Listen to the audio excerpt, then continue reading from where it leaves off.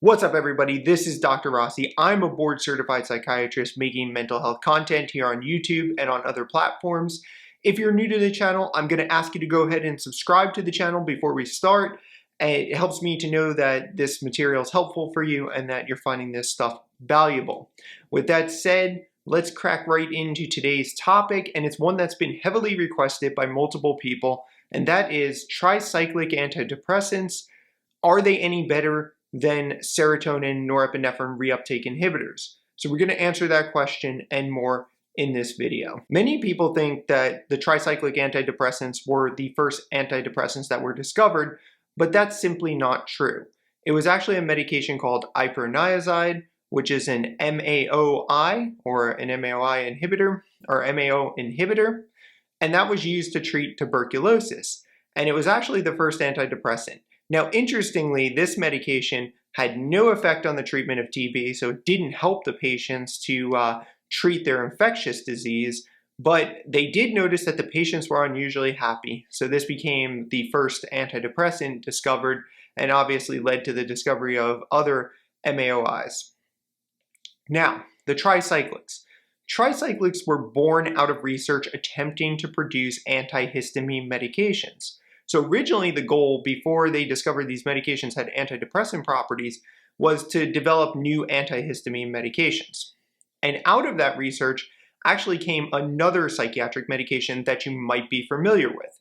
And that medication was chlorpromazine, which was the first antipsychotic. And I believe off the top of my head it was discovered in 1952, if I'm not mistaken.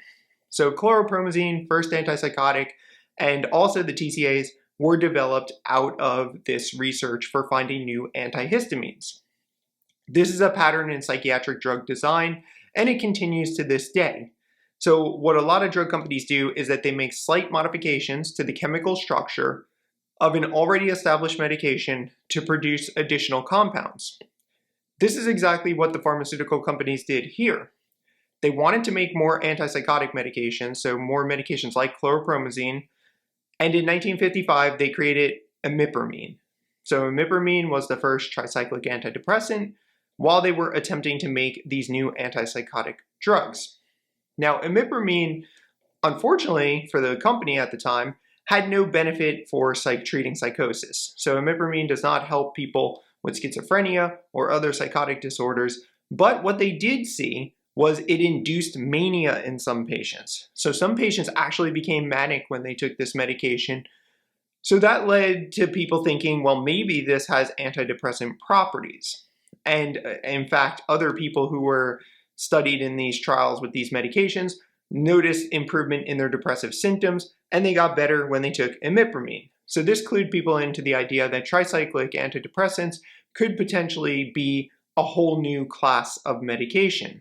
And that's how we kind of came up with these medications as a class, and that's where we started deriving all these different versions that we're going to talk about here in the video. All right, so the first thing I want to talk about here is tertiary and secondary TCAs and what is the differences. So when I say tertiary, you don't have to know all of the organic chemistry here, but if you've taken organic chemistry before, then you kind of have heard the terms of tertiary and secondary. And what we're referring to here is that these are three-ring structures with two methyl groups on the nitrogen atom on one of the side chains. So that's what we're talking about. We're talking about the location of these methyl groups on this nitrogen atom in this three-ring structure. It doesn't really matter in terms of understanding all of that. What really matters is that the difference between tertiary and secondary TCAs changes the way they function, it changes the side effect profile, and it changes the physiological response to the medication. So it's important that we start knowing these two factors and separating which of these medications is tertiary and which is secondary. So when we're talking about the tertiary TCAs, we're talking about amitriptyline, imipramine, clomipramine, and doxepine, all of which are quite common, and I've seen all of them in clinical practice in one form or another. So the things to know about these tertiary amines is a few things. These are more anticholinergic. So when I'm talking about anticholinergic side effects, I'm talking about cognitive issues, I'm talking about urinary retention, blurred vision, etc. All of the anticholinergic side effects are going to be more likely to occur with tertiary TCAs. They also have more alpha antagonism. So they're going to block alpha receptors, and that's going to result in things like hypotension and dizziness. So they cause more cognitive issues, urinary retention, blurry vision. They also put you at risk for hypotension and dizziness. The other difference that is important to know here is that many of these have active metabolites. So amitriptyline has a metabolite nortriptyline, which we're going to talk about in a second. So it's important to know that they have active metabolites, so they might linger around longer than some of the secondary TCAs. They also have more serotonin reuptake inhibition than norepinephrine reuptake inhibition. So that's important to note too, is that there's more serotonin reuptake inhibition with tertiary TCAs versus secondary. So let's talk a little bit about the secondary TCAs. So that's going to be your nortriptyline, prototriptyline, disipramine are the three main ones that I want to focus on. Now, the location of these structures on the nitrogen ring changes the physiological actions of the medication, and that's why I said it matters, even though you don't need to know the whole bit about where those locations exactly are. Now, these medications are more neuroadrenergic than serotonergic. So they're going to affect norepinephrine more than serotonin. So tertiary is more serotonin, secondary are going to be more norepinephrine. So they increase norepinephrine more than serotonin. This is an important difference, actually, in terms of why they might work a little bit better. They have a lower blockade at those alpha receptors. That's going to lead, obviously, to less risk for hypotension and dizziness. And they also have decreased risk of anticholinergic side effects, so less urinary retention, less blurry vision, etc. Secondary amines are often the better choice. And I say they're the better choice for two specific reasons. They don't have active metabolites, which can result in toxicity. So like I said before, these drugs have kind of a narrow therapeutic index, and you got to be careful with them. So you don't want people to become toxic, and obviously active metabolites are going to make it more likely that they're going to linger around longer, as well as possibly cause toxicity. So that's one point. Especially if there's somebody with impaired hepatic function or someone who is on a cytochrome P450 2D6 inhibitor along with one of these medications. And we're going to discuss that more in the video.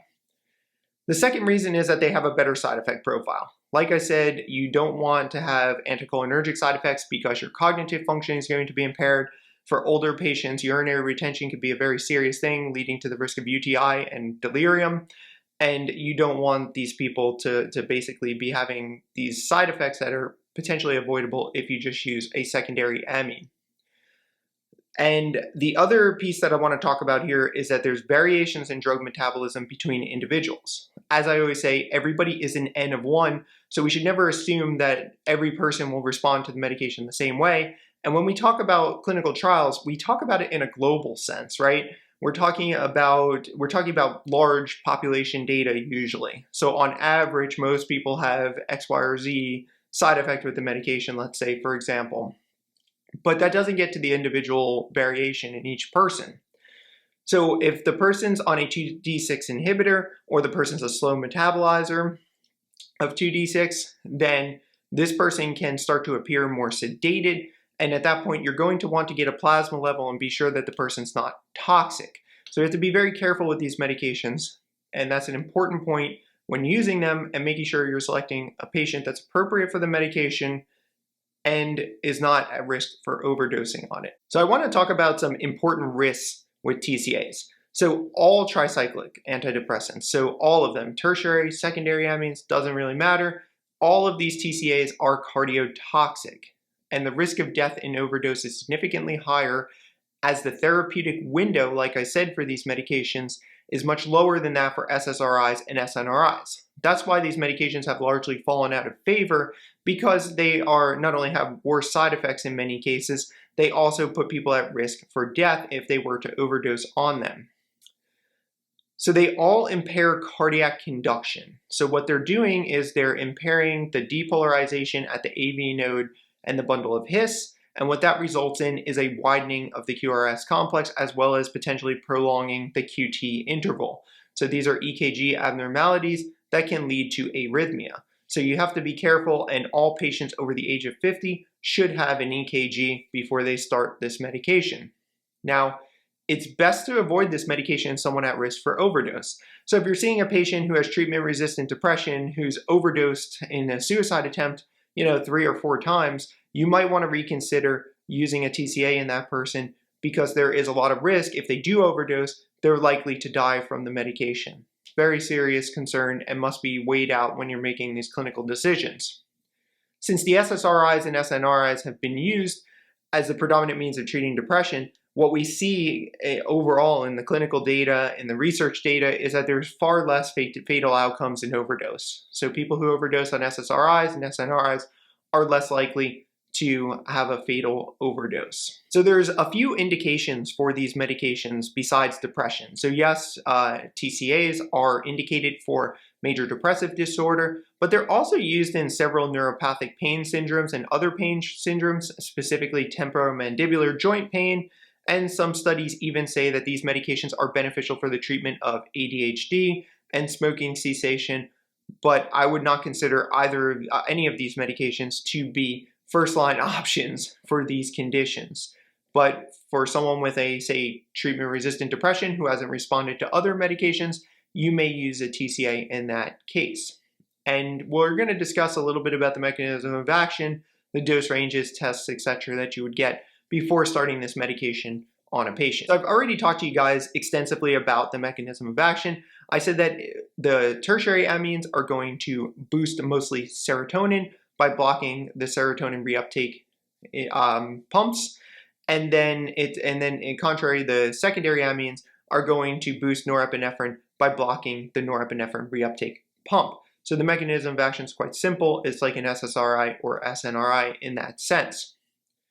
And at higher doses, the secondary amines can also boost serotonin. So nortriptyline is a good example that would also at higher doses boost both serotonin and norepinephrine. Now the dose range. People are always asking about the dose range. So the initial dose is actually much lower for the pain syndromes. So if somebody has like a neuropathic pain, let's say that you're treating with nortriptyline, the initial dose is somewhere between 10 and 25 milligrams per day. And you're going to dose this all at bedtime. And the reason you're going to dose it at bedtime is because this medication has a high risk for sedation. So obviously, if the person's sedated while they're sleeping, it's not going to be such a big deal. But if they take it during the day when they have to go to work, it could be a problem. And you can increase by 25 milligrams every 3 to 7 days with this medication. Although again, the doses for neuropathic pain are probably going to be somewhere around 10 to 25 milligrams. We want to dose it at night to avoid sedation. And we want to also be mindful that there is an increased risk for seizure with increased dose. So as the dose increases, there's a dose-dependent response there, or dose-dependent risk for increased seizure. If we're talking about depression, for something like nortriptyline, the dose is going to be between 50 and 150 milligrams per day. And what's great about nortriptyline is you can follow plasma levels and they actually correlate to response, to depression response.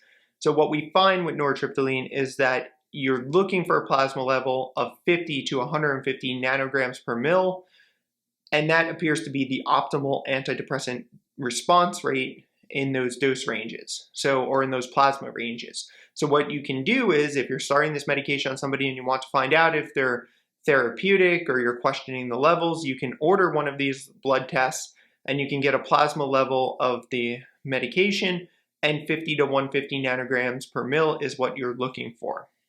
Anything above 500 nanograms per mil, you're getting into very toxic range and putting the patient at risk, so you're not going to want to go above 500. So let's talk a little bit about drug interactions. So I said that these medications, the TCAs, are substrates for the cytochrome P450, 2D6, and 3A4 enzymes. Now, specifically 2D6 is very, very important because there's some medications that are potent inhibitors of 2D6 that patients often are found on these medications concomitantly. The half-life of the medication is 36 hours. So 36 hours is quite a bit of time. It would be okay for a patient to miss a dose of medication and then take it the next day and probably not have any issues because the half-life is such that it will cover over 24-hour period. Now, you can find increased plasma levels when there's a concomitant use of a cytochrome P450 2D6 inhibitor.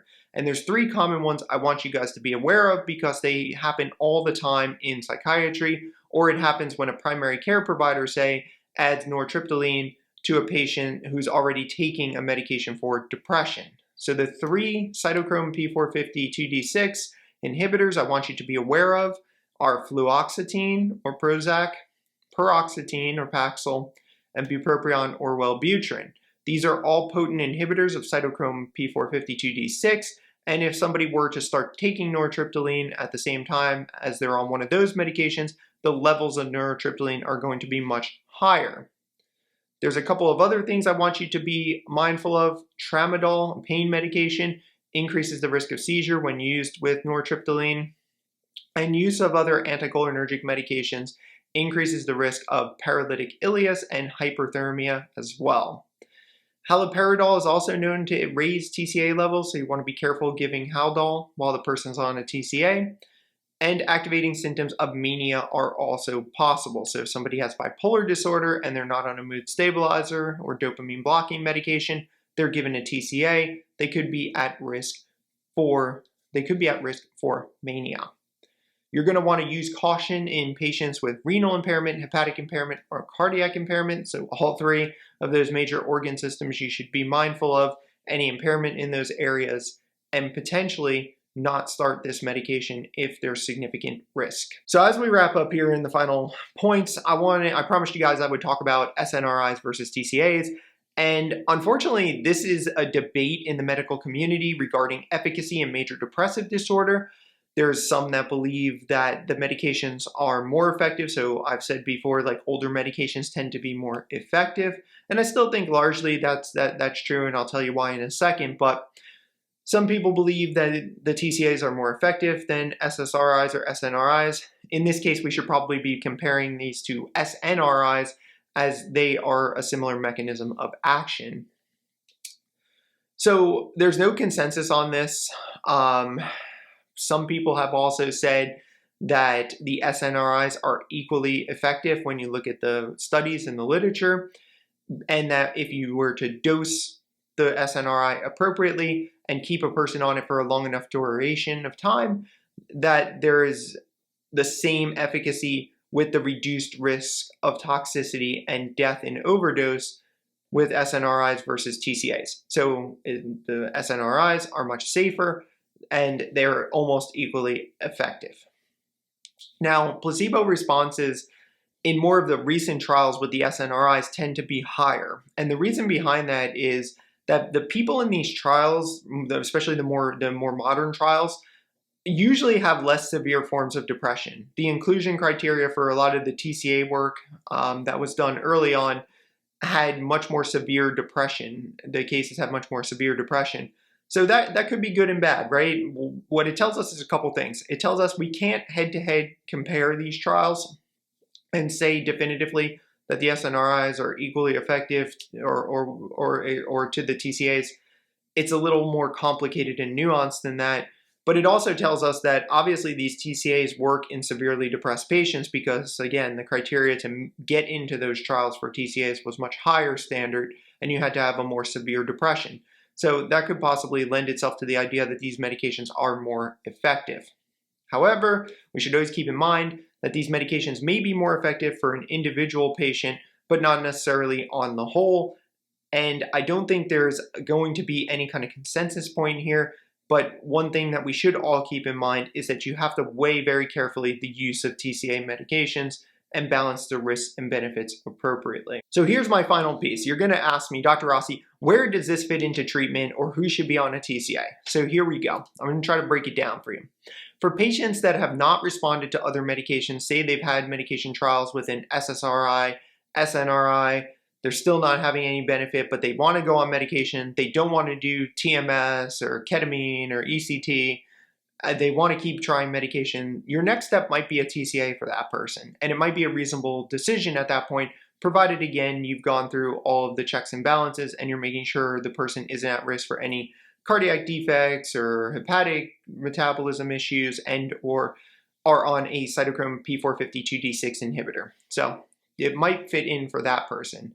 For patients with comorbid pain syndrome, so anybody who has severe pain, chronic pain, you might want to consider the TCA if they also have a comorbid major depressive disorder, specifically on the more severe end of the spectrum. Alcohol needs to be avoided, so patients that cannot give up alcohol or don't want to give up alcohol, they should probably not be on TCAs because there's an increased risk of CNS depression when you combine the alcohol with these medications.